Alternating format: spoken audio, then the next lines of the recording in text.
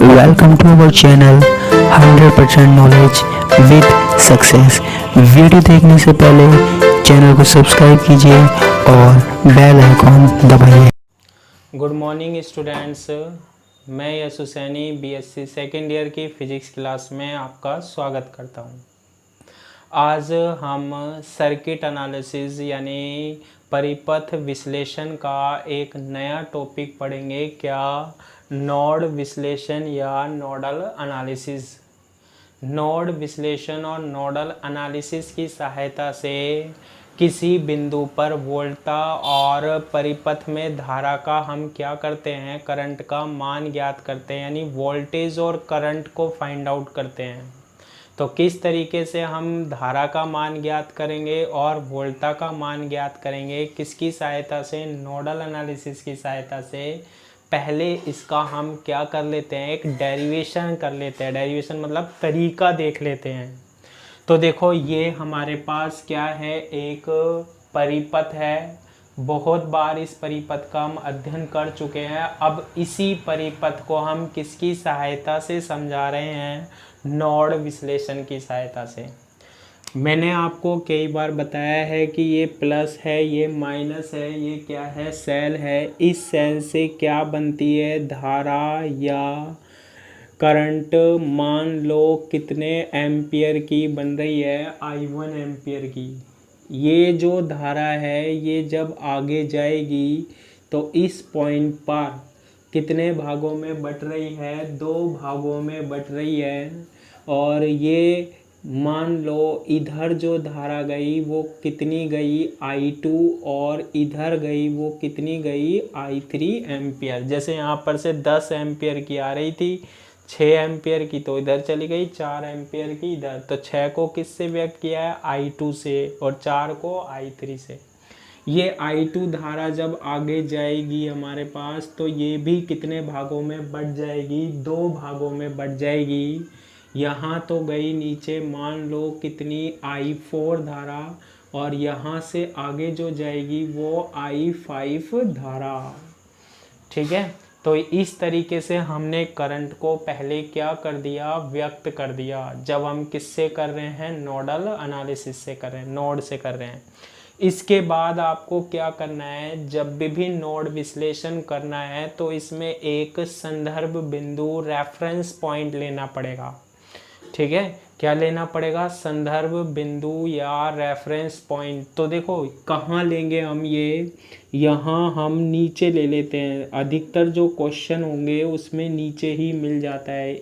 यहाँ बना लेते हैं हम। कौन सा बिंदु है ये, संदर्भ बिंदु है। ये ऐसा बिंदु होता है जिस पर कितना वोल्ट होता है, 0 वोल्ट। ठीक है, ये जो बिंदु है ना, ये देखो इसमें भी यहाँ से भी जुड़ा हुआ है, ये पूरा 0 वोल्ट मान लेते हैं। नीचे सभी शाखाओं से जुड़ा हुआ है। ये देखो आप, ये भी यहाँ से भी जुड़ा हुआ है, यहाँ से भी जुड़ा हुआ है, यहाँ से भी जुड़ा हुआ है, और यहाँ से भी। सारों में कॉमन मान लेते हैं, सभी में कॉमन आ रहा है। देखो इसमें, इसमें, इसमें और इसमें, सभी में आ रहा है ये पॉइंट। ऐसा पॉइंट होता है हमारे पास क्या, संदर्भ बिंदु या रेफरेंस पॉइंट। जब भी नोड विश्लेषण करना होगा तो आप एक रेफरेंस पॉइंट मानोगे। तो ये हमारे पास रेफरेंस पॉइंट हो गया 0 वोल्ट का। ठीक है, इसके बाद आपको मैंने नोड के बारे में बताया था। नोड क्या होता है, जहाँ पर 2 या 2 से अधिक शाखाएं मिलती हैं। लेकिन जब आप विद्युत परिपथ में देखोगे तो आपको जब सोल्व कर रहे हो ना, कम से कम 3 शाखाएं देखनी है।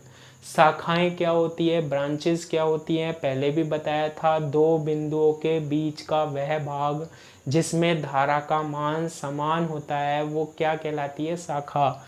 जैसे देखो ये बिंदु 0 वोल्ट वाला और ये बिंदु, इसके बीच में धारा कितनी है, I1। तो यहाँ से यहाँ तक ये एक शाखा है। यहाँ से यहाँ तक केवल कौन सी धारा प्रवाहित हो रही है, I3। तो ये एक शाखा है। यहाँ से यहाँ तक केवल कौन सी धारा प्रवाहित हो रही है, I2। तो ये भी एक शाखा है। इस बिंदु और इस बिंदु के बीच में कौन सी करंट फ्लो हो रही है, I4। ये भी एक शाखा है। यहाँ से यहाँ तक कितनी धारा प्रवाहित हो रही है I4, तो ये भी एक क्या है, शाखा है। अब ये पॉइंट जो है ना, ये पॉइंट जो है हमारे पास, इस पॉइंट पर देखो एक ये शाखा, एक ये शाखा और ये शाखा मिल रही है, 3 शाखा मिल रही है। ये हमारे पास पॉइंट ए मान लिया। ये कौन सा बिंदु कहलाता है हमारे पास, नोड बिंदु कहलाता है। क्लियर है ये बात। और ये भी पॉइंट है हमारे पास, इस पर भी देखो एक शाखा ये आ रही है, एक ये और एक ये, तो ये भी हमारे पास हम मान लेते हैं बी।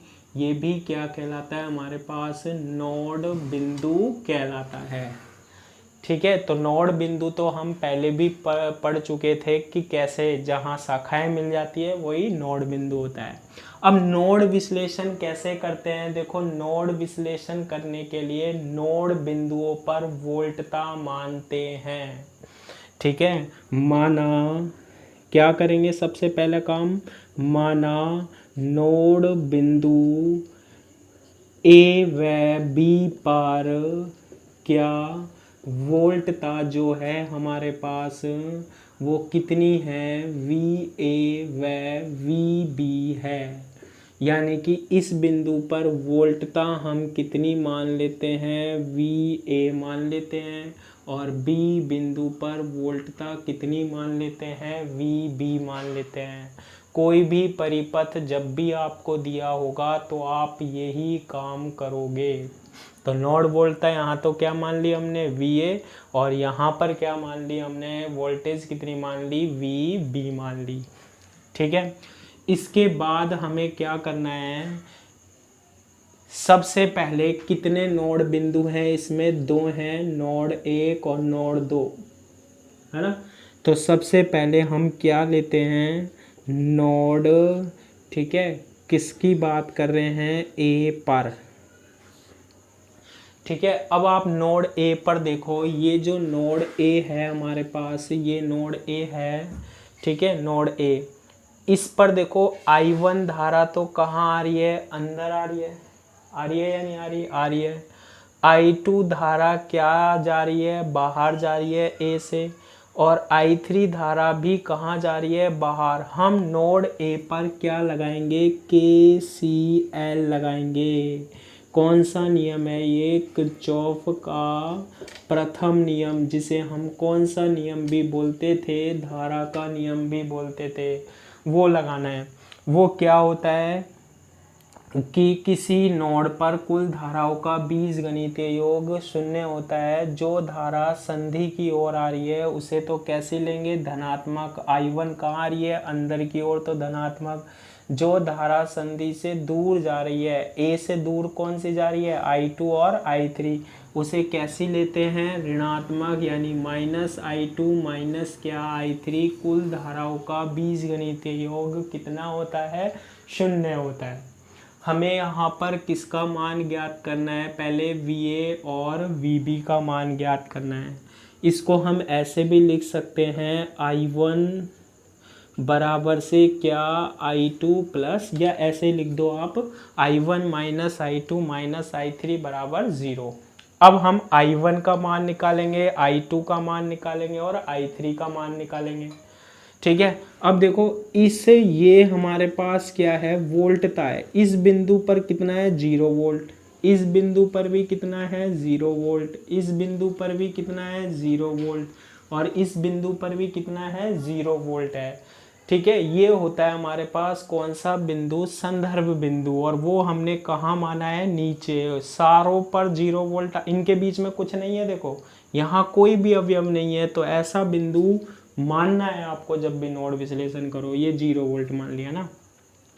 अब I1 की वैल्यू निकालनी है। अब I1 देखो कहाँ से कहाँ तक फ्लो हो रही है, इस बिंदु से लेकर बिंदु 1 तक फ्लो हो रही है या नहीं हो रही। तो इस बिंदु से इस बिंदु के बीच में I1 की वैल्यू निकाल रही है। कैसे निकालेंगे, इसको समझने के लिए हम देखो ये तरीका देख लेते हैं। मान लो ये प्रतिरोध है, ठीक है, रेजिस्टेंस है। यहाँ पर विभव है V1 मतलब 10 वोल्ट। इसमें से कारण क्या बहेगी, धारा बहेगी।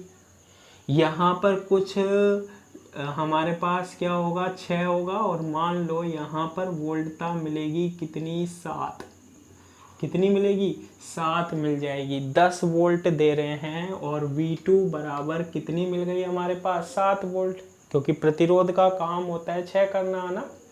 तो देखो क्या होगा 10 वोल्ट यहाँ थी V1 और V2 कितनी मिल गई हमारे पास 7 वोल्ट। तो इसमें कितनी करंट फिल होगी, कैसे निकालोगे, I बराबर 10 में से 7 गया, क्योंकि I बराबर से क्या होता है हमारे पास V/R।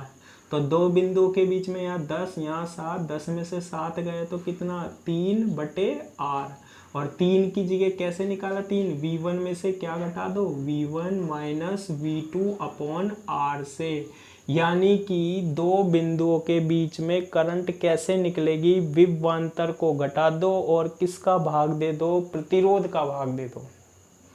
ठीक है, यही काम करने वाले हैं। देखो I1 की वैल्यू निकालो, ये बिंदु है हमारे पास, यहाँ कितना वोल्ट है 0 वोल्ट है, तो I1 की वैल्यू कैसे निकलेगी, I1 V/R, यहाँ कितना है 0 वोल्ट है। ठीक है, 0 वोल्ट है तो आप क्या लिखोगे 0 वोल्ट लिखोगे। ठीक है, फिर ऊपर गए। अब देखो ये सेल के कारण ही तो क्या प्रवाहित हो रही है हमारे पास धारा, सेल के कारण ही तो क्या प्रवाहित हो रही है हमारे पास धारा। तो आप क्या लिखोगे प्लस E लिखोगे। ठीक है, वोल्ट था इसके कारण। और यहाँ से आप जब इधर आओगे तो ये कौन सा बिंदु हो गया हमारे पास, दूसरा बिंदु हो गया ये वाला, हुआ या नहीं हुआ। और ये बिंदु कौन सा है हमारे पास V2, तो क्या लिखोगे माइनस क्या VA लिखोगे। और अपोन में क्या लिखोगे, अपोन कितना होगा हमारे पास Z1 होगा, I बराबर से V/R। ये कितना वोल्ट है 0 वोल्ट, इसे तो लिखो चाहे मत लिखो। ये सेल के कारण धारा ऐसे जाएगी, तो ये तो हमारे पास किसकी तरह काम करेगा V1 की तरह, E किसकी तरह काम कर रहा है V1 की तरह। और यहाँ तक देख रहे हैं हम, तो यहाँ क्या आएगा हमारे पास माइनस V2 क्या Z1। फिर आ रहा है हमारे पास माइनस I2 की वैल्यू क्या होगी, I2 की वैल्यू हम कैसे निकालेंगे, देखो I2 किस किस के बीच में, ये बिंदु और ये बिंदु, है ना। अब धारा देखो A से निकल के कहाँ जा रही है B तक, तो A पर ज़्यादा पोटेंशियल होगा और B पर कम होगा, A पर वोल्टता ज़्यादा B पर वोल्टता कम, क्योंकि धारा का प्रवाह उच्च वोल्टता से निम्न वोल्टता की ओर होता है। तो कैसे लिखोगे हमारे पास बताओ, कैसे लिखोगे, I2 की वैल्यू जब हम लिखेंगे तो I2 की वैल्यू क्या होगी, माइनस बाहर है माइनस लिख लेते हैं। I2 की वैल्यू कैसे लिखोगे VA, और फिर क्या घटाओगे माइनस VB और बटे क्या Z2, ये किसकी वैल्यू आ गई हमारे पास I2 की। ठीक है, इसके बाद I3 की वैल्यू निकालते हैं हम। I3 की वैल्यू कैसे निकलेगी, देखो I3 क्या है, ऐसे करंट फिल हो रही है यहाँ से यहाँ तक, ज़्यादा वोल्टेज कहाँ होगी, ज़्यादा वोल्टता कहाँ होगी VA पर, तो क्या लिखेंगे VA, और यहाँ वोल्टता कितनी है 0, तो VA माइनस क्या 0 बटे, और Z का R की जगह क्या है Z3, है ना। और I1 हो गया, I2 हो गया, I3 हो गया, बराबर क्या हो जाएगा हमारे पास 0 हो जाएगा, बराबर क्या हो जाएगा 0 हो जाएगा। अब देखो आगे क्या करना है, इसको सोल्व करना है, क्या बनेगा E माइनस VA बटे क्या Z1, E minus VA upon क्या Z1, और इसके बाद बनेगा माइनस, इसको हम क्या कर लेते हैं, ये बन जाएगा VA माइनस VB अपॉन क्या Z2, और माइनस क्या VA अपॉन क्या Z3 बराबर क्या 0, गुना कर लिया सीधा। अब इसे हम सोल्व कर लेते हैं, लघुत्तम कितना आ जाएगा हमारे पास Z1 Z2 Z3 आ जाएगा।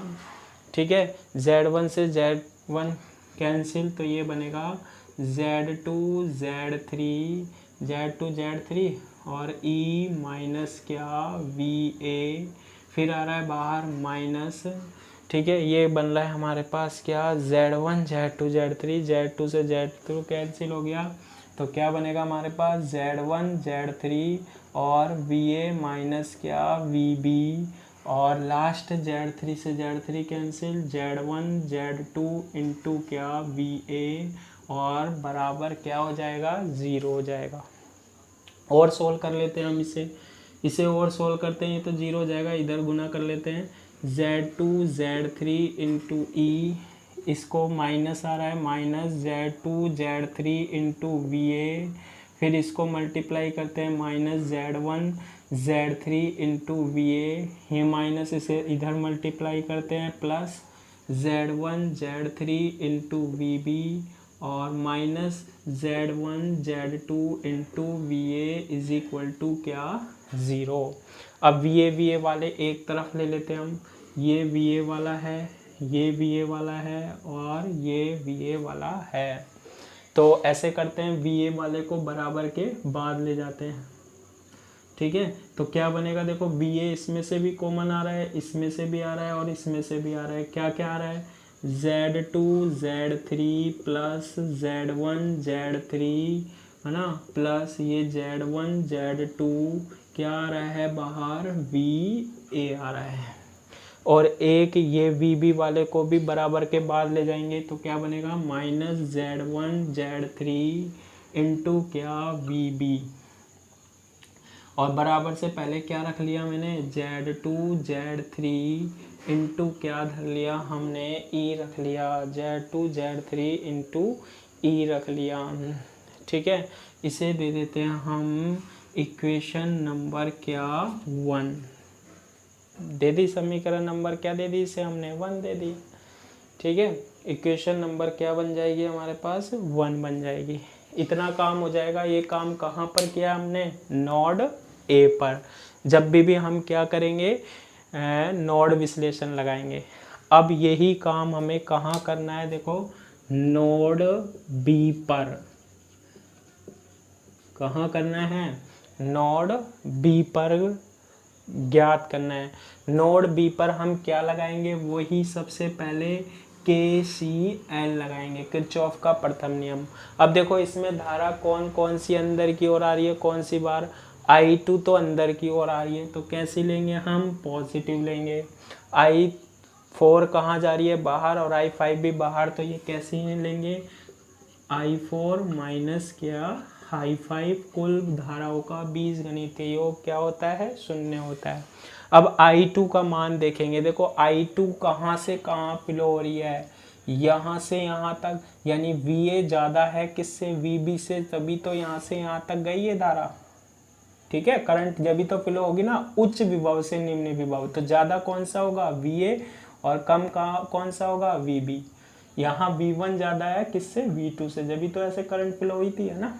तो क्या होगा I2 की वैल्यू हमारे पास, I2 की वैल्यू होगी यहाँ से देखो VA माइनस क्या VB, I बराबर V अपॉन R की जगह कितना है हमारे पास Z2 माइनस I4 की वैल्यू क्या होगी, देखो ये क्या है VB, यहाँ से और यहाँ तक, यहाँ विभव VB और यहाँ कितना है 0, तो क्या होगा हमारे पास VB माइनस 0 बटे प्रतिरोध कितना है Z4। I बराबर V अपॉन R, यहाँ क्या निकालते हैं, वोल्टा का अंतर निकालते हैं, और I5 यहाँ बह रही है, यहाँ 0 वोल्ट है, और यहाँ VB है, तो यहाँ से यहाँ आ रही है, तो VB ज़्यादा है किससे, 0 वोल्ट से, तो क्या होगा VB माइनस 0 बटे कितना आएगा हमारे पास Z5 किसके बराबर होगा, 0 के बराबर होगा, ठीक है।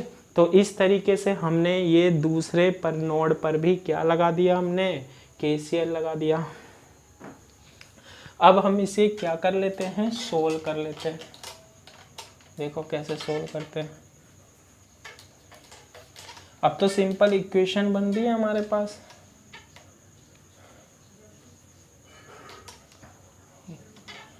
देखो अब इसको कैसे सोल्व करते हैं हम, ये बन रहा है VA माइनस VB बटे कितना Z2 माइनस 0 तो लिखने की आवश्यकता नहीं है, तो ये बनेगा VB बटे क्या Z4 और माइनस के क्या VB बटे कितना Z5 बराबर कितना 0। क्या एलसीएम आ जाएगा इसमें Z2 Z4 और Z5 क्या आ जाएगा एलसीएम आ जाएगा।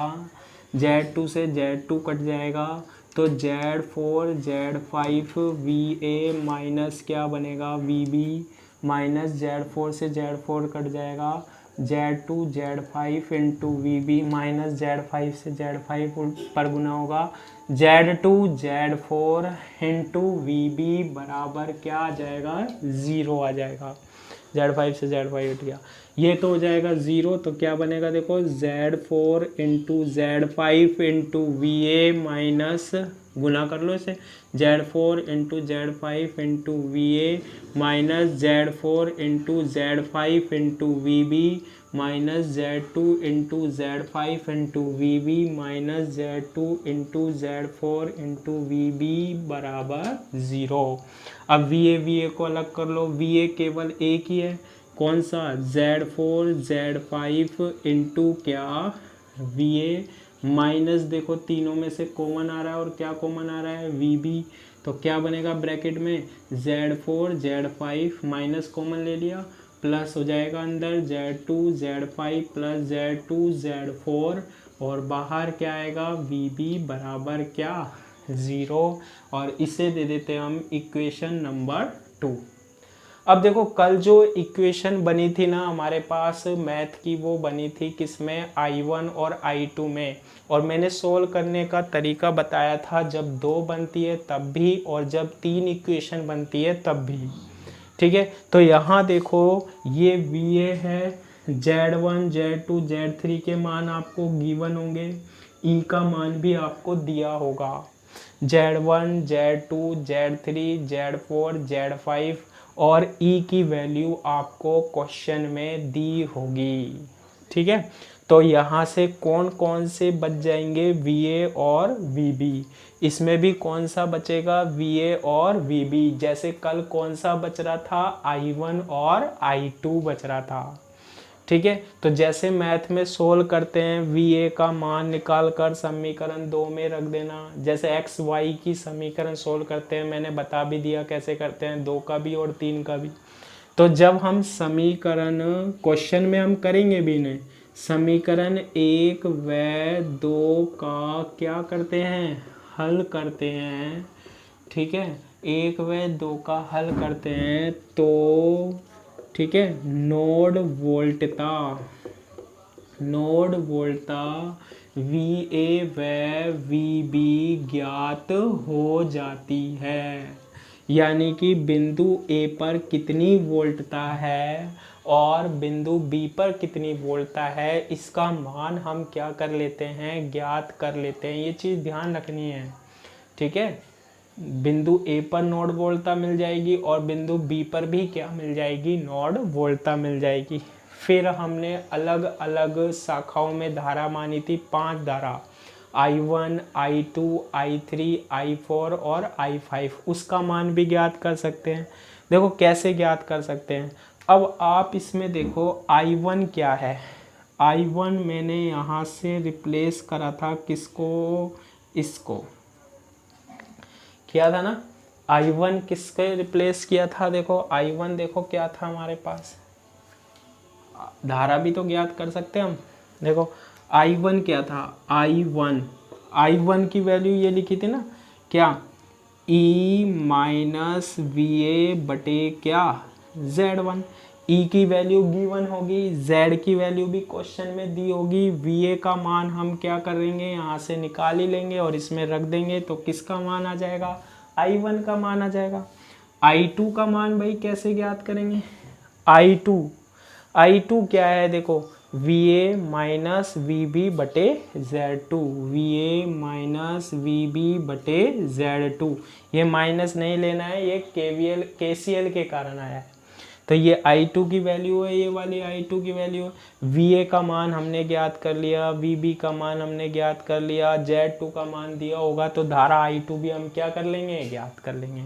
फिर आता है हमारे पास I3 की वैल्यू, कैसे ज्ञात करेंगे हम, I3 की वैल्यू ज्ञात करेंगे। I3 की वैल्यू में देखो क्या बच रहा है हमारे पास, VA अपॉन Z3। VA में अगर हम Z3 का भाग दे देंगे तो क्या आ जाएगी हमारे पास, I3 धारा आ जाएगी। ठीक है, क्वेश्चन में तो इनके सारे मान हमें मिलेंगे, वो आसान हो ही जाएगा। अब आता है I4, ये देखो ये तो I2 है, वही जो लिखा है I4, ये लिखा है हमने। I4 क्या था देखो, VB माइनस 0/Z4, 0 का तो इम्पोर्टेंस है नहीं, VB बटे Z4 ही रहा, VB बटे क्या, Z4। और I5 की वैल्यू जो है हमारे पास वो क्या होगी देखो, VB बटे Z5, VB बटे क्या, Z5।